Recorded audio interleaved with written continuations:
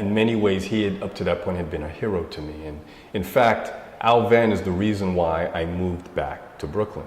I wanted to work on his campaign. He was running at the time for borough president, in fact. And I wanted to be a part of his movement, part of the political energy that he represented.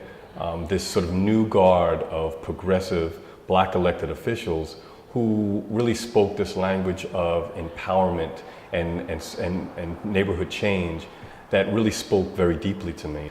But when he said that he was going to, when Al Vann said that he was going to support the overturning of term limits, it really kind of struck me.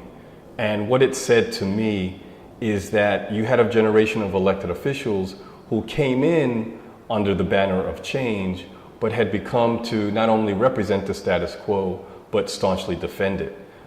And had really sort of lost sight of the need to build a pipeline of new leadership, to groom new people.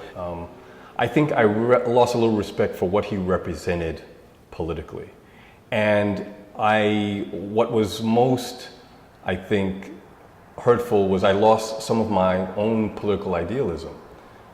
And it occurred to me that what I then saw in this person was someone who was so sort of intertwined with sort of trying to extend his own career and what he perceived to be his own political legacy, that it sort of, I think that he had sort of started to lose sight of what else was important and the way in which you need to open up the political process. Felt like he had retired on the job.